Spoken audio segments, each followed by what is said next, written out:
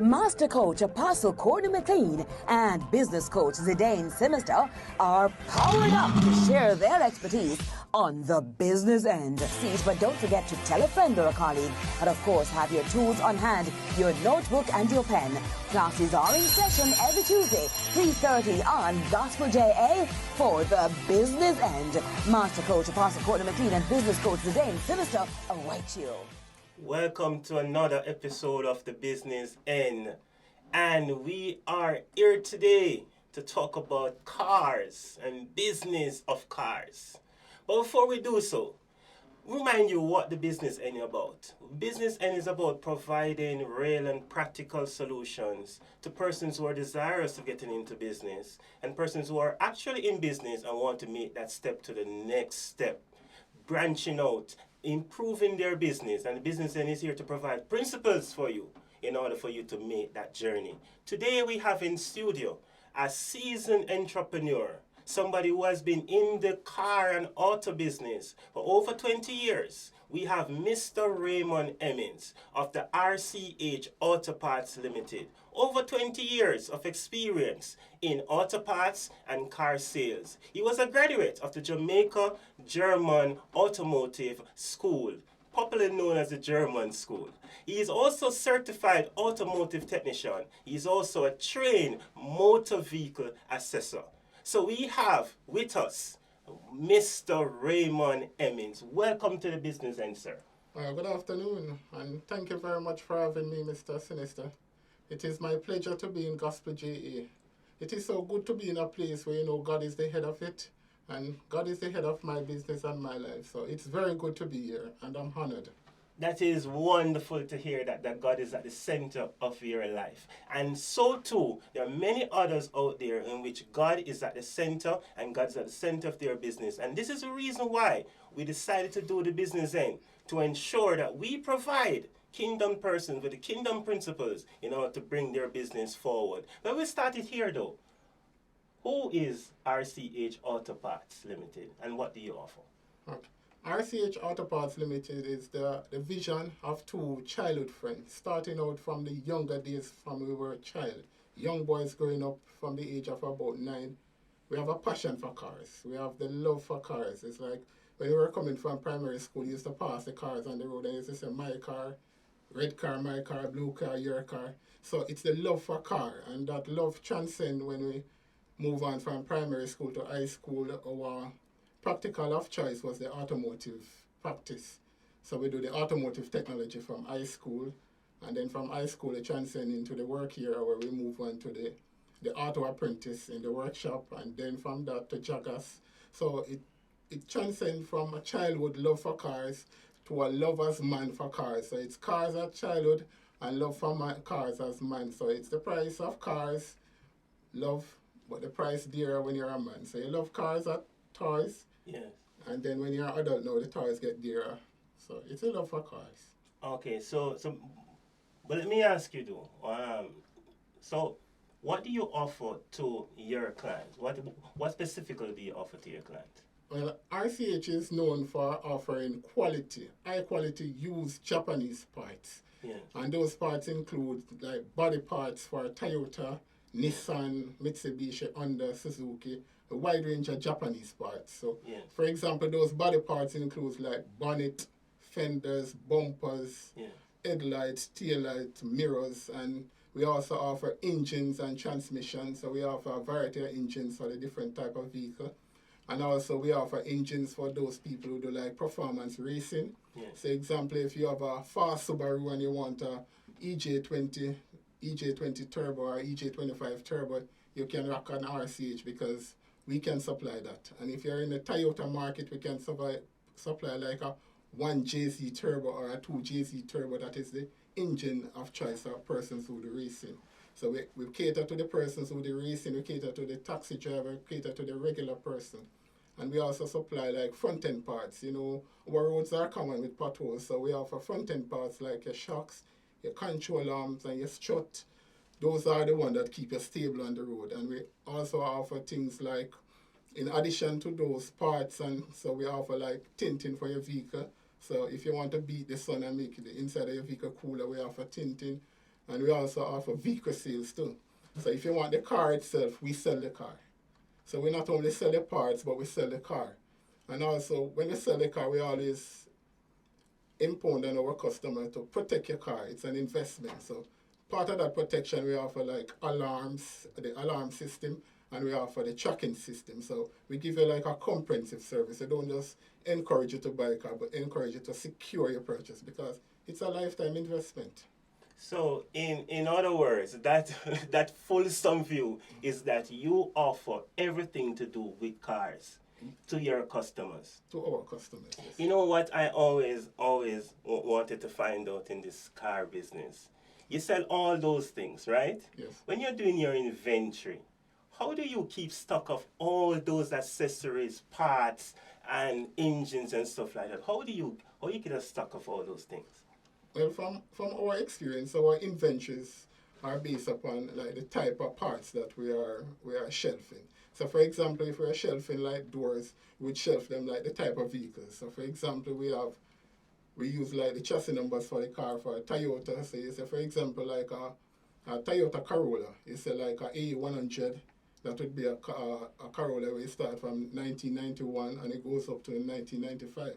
So you start those doors in a sequence. And for example, like a Toyota Probox, like you have a NCP 51 or a NCP 160. Mm-hmm. So those are the chassis codes you use that are, that are our markings for identification on the doors or on the parts. And like for engines now, engines are stock a little more easy because engine can be easily identified by the starting sequence. Because, for example, a Subaru would start with EJ20, a Toyota would start with 5A, 4A, 5E, or you have the 1JZ. So it goes off of the sequence. So you're listing Toyota, then you do the sequence. Nissan, Nissan, for example, you have the R20B, you have the GA15, you have the HR15. So we list them in a sequence by the motor vehicle and then by the sequence in which. Okay, that seems like a mouthful. But let me ask you, you said that you started with a vision of the love for cars and that led you into the business of cars. And let's tell me though, what is your mission when you started into this business, and how has that mission or vision that you have for your business, how does that shape your day-to-day operation, your culture of your organization? Well, the mission and the vision for R.C.H. is it entwines our day-to-day activities because our mission and our vision, it's everything that we do. Because the mission is promoting the sales of auto parts and car with unparalleled customer service. That is our mission. And our vision now is to redefine the automotive industry by supplying quality used parts and quality cars for our customers. So each and every day, that is what we do because our selection of parts has to do with the best quality so our customer can receive the best. And our selection of vehicles are the best also. So we have less hiccups with the customers and they get a better quality cars.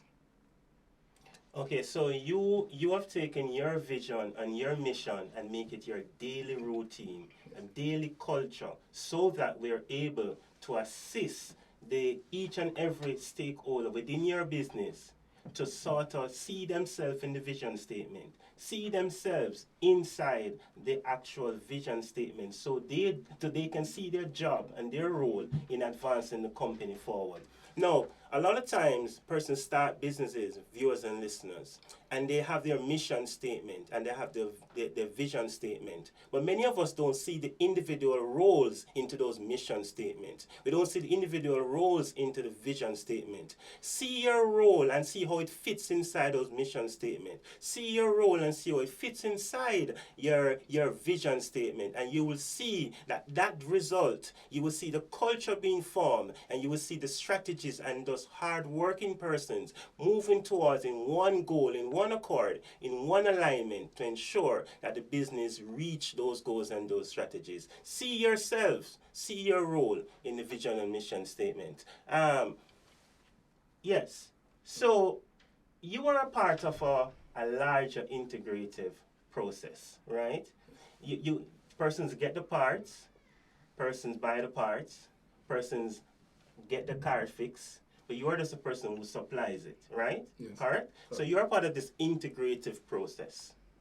So let me ask you, there are many persons who believe that once I get my certification and I'm trained in this area, then I can go out and fix cars. Or I can go out and buy car parts, and I don't need to upgrade my skills. Yes. But in an ever-changing technology advanced era such as car development, what would you say how important is training in your line of business and education and development? Well, for starters, whatever business you're in, it's always good to educate yourself. And the next big step is to reinvent yourself, because education comes with reinvention. So, for example, in the car industry for R.C.H, we start out with car parts, selling used parts, and when we see the need and R.C.H grow, we step over into car sales. So that is the reinvention of R.C.H in a new chapter, because at first we were just selling parts and then we move on to cars. So we'd have to go back to the drawing board now and retrain ourselves in a different tier of customer to produce to our customer the level of service that is needed to promote our car sales. Because we're used to selling parts, we're not used to selling the whole car. So that involves going back to the drawing board, getting new training and promoting ourselves physically and educationally, so we can present to our customers so they can make an informed decision about the car they're about to purchase. Because you have to present the car to them. You have to tell them the type of car they are looking at. You're asking their need for a car, and then you ask them what their budget for a car.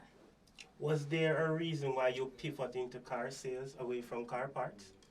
Well, no, it wasn't a reason. It was because the love for cars. We started out in parts because we see the need the need for car parts, because it came out. Our start out in parts is that we were trained automotive technicians. So we used to work at different companies, and our side hustle will be like in the evening we'll get some other customer car to service, and on weekend we work on cars. So the problem with that is that when we get the time to serve our little side hustle, most of the part shop are closed.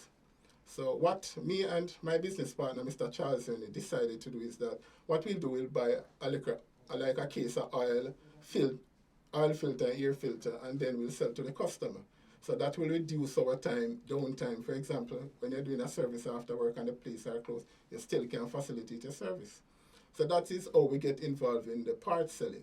So from that supplying our whole need now comes our friends who are also automotive technicians.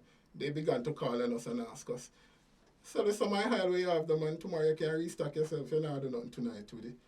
And we'll sell them at like some of the oil filter, air filter, and spark plug.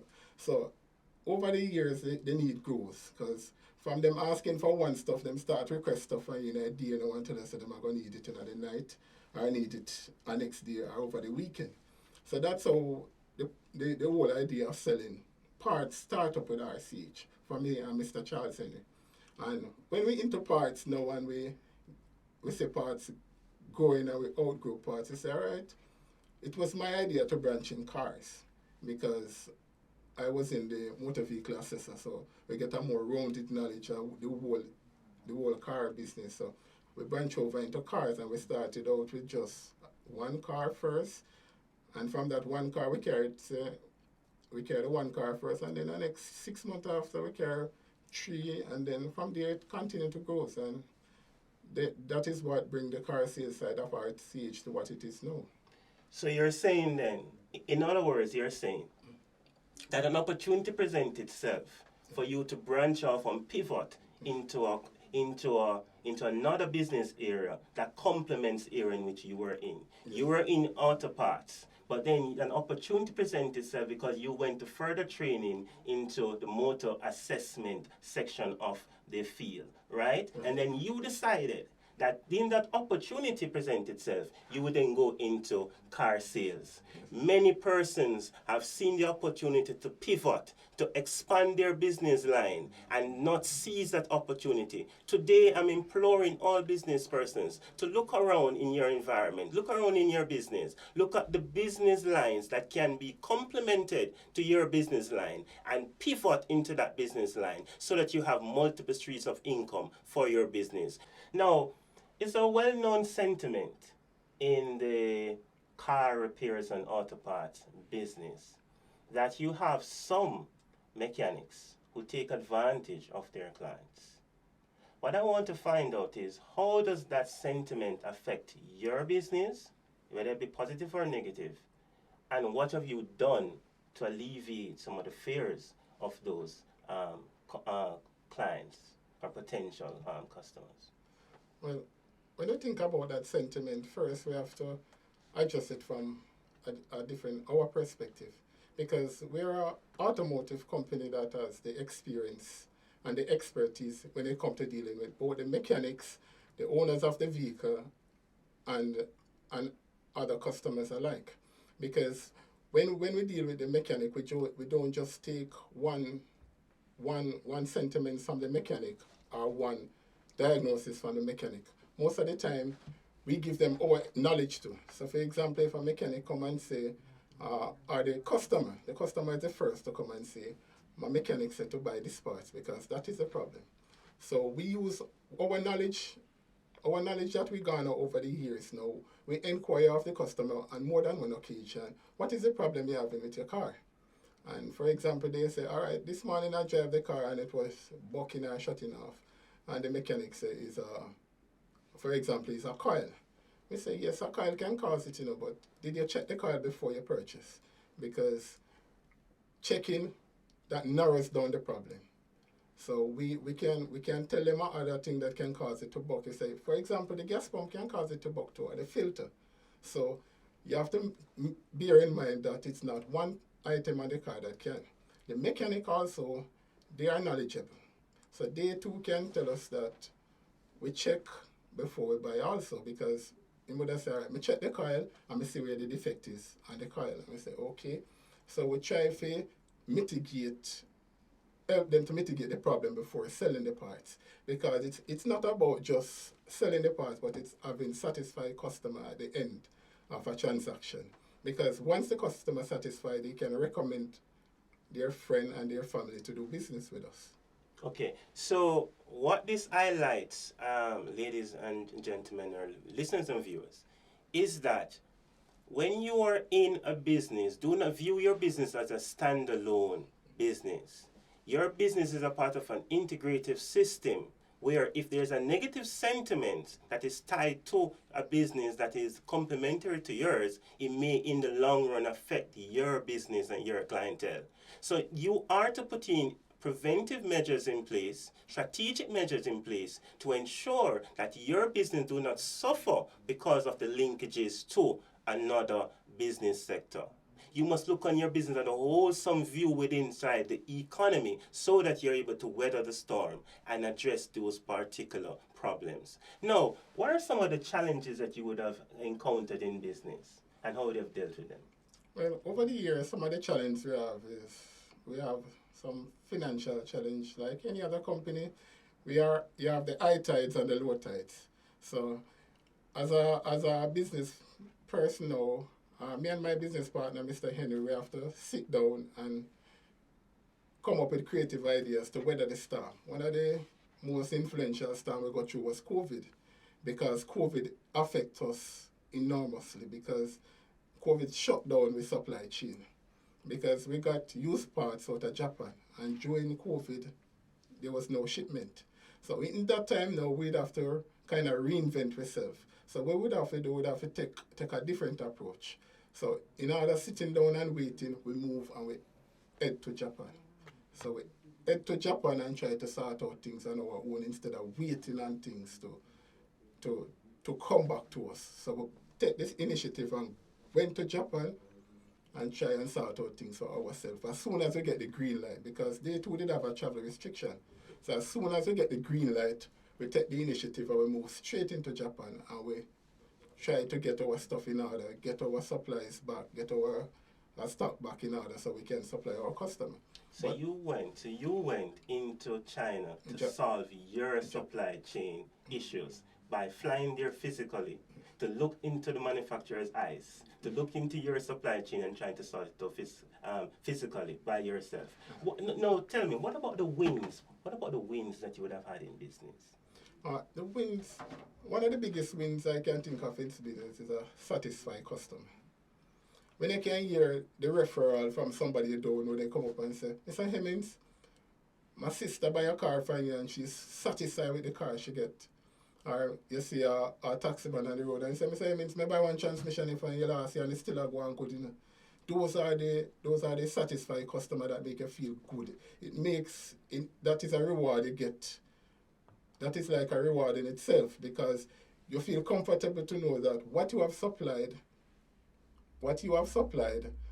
has been a very good benefit to the person who purchased it.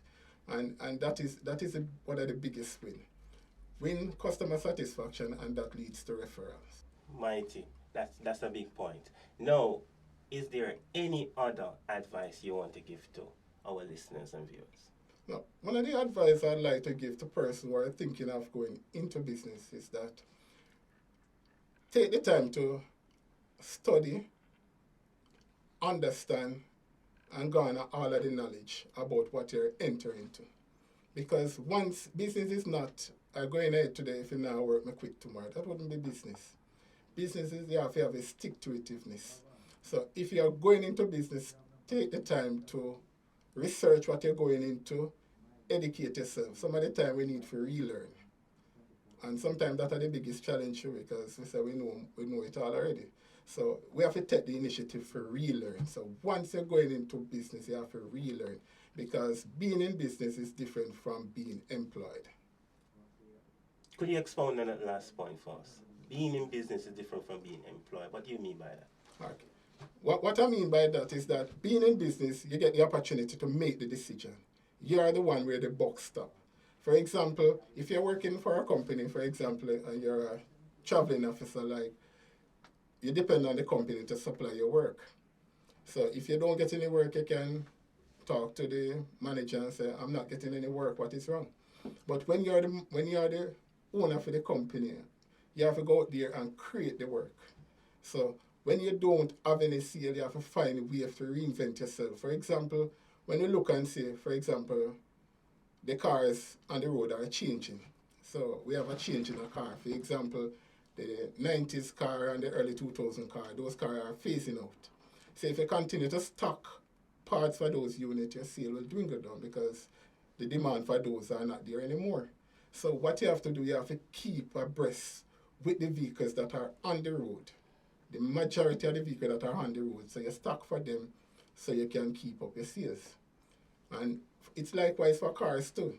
You have to think about the cars that the customer want, and you have to do your regular eye shopping on the road and see what is out there, what is moving, and so forth. So what is next for R.C.H. Autoparts? Well, what I'd like to see next for R.C.H. Autoparts is we take it further island-wide. So we'd like to, for example, we're looking at looking to extend maybe down to the west side, maybe Westmoreland, maybe Montego Bay. That is what we'd like to see. And for a big dream, we'd like to go, even if we could go into the Caribbean market. And then the dream I would really love to see is like an expansion maybe into Japan, where you can control your supply chain. So you're seeing the next step for you, you're seeing expansion in the Caribbean, expansion even up the supply chain. So where can persons find you? We have two physical locations where you can find us. We are in Greendale, Avon Avenue, Greendale, Spanish Town. That is lot 377, Avon Avenue, Greendale, Spanish Town. And that is right before you go into the town of Spanish Town. That is Greendale. So you don't have to go into the town of Spanish Town to find us. And our next location is in Portmore. And Portmore Pines, that is one of the busiest strips in Portmore. That is 3B Portmore Pines Parkway, Brayton Parkway, Portmore Pines. So we are right in the nick of the movement. So you don't have to divert to find us. We are right where you can find us, coming from any location. Well, Mr. Raymond Emmons, we want to thank you for sharing with us here on the business end. You're definitely a man of information and a man that have certainly provided us with some information today. It was a delightful conversation. We want to thank you for being a part of the business end today. Now, what I want to do before we go is to share some gems that would have been highlighted during this conversation with Mr. Raymond Emmons. First, he says, your business must not be viewed as a standalone. You must look on your business as an integrative system, as a part of a larger system. Look around and evaluate, research and evaluate how your business fit into that integrative system. Find out the areas in which are going to be affecting your business negatively and have strategies in order to combat some of those negative effects. You must also look on areas in which there's positive impetus that's coming to your business, and therefore you must engage into those kind of channels to enhance your business moving forward. He says to you, you must research your business, research areas which you're going into, continuous learning, continue to improve your business so that you're able to bring forward customer satisfaction. He says customer satisfaction will breed customer loyalty, and from customer loyalty you would enhance your profits and your sustainability of your business. Now, I want you to also remember to come over to our socials. It's at the Business End Show, where you can find us on YouTube, Instagram, TikTok, and also Spotify. It's at the Business End. Come over and interact with us. Subscribe, follow, share, like, comment. We're here to serve you over our socials. And that has been another episode of the Business End. I want to thank each and every one of you, including my hard-working production team. I want to thank Markland for accommodating us and Gospel J for accommodating us again. And until next time, continue to be your increasing best. This has been the Business End. Thank you. Master Coach Apostle Courtney McLean and Business Coach Zidane Simister are powered up to share their expertise on the business end. But don't forget to tell a friend or a colleague, and of course have your tools on hand, your notebook and your pen. Classes are in session every Tuesday, 3:30 on Gospel JA for the business end. Master Coach Apostle Courtney McLean and Business Coach Zidane Simister await you.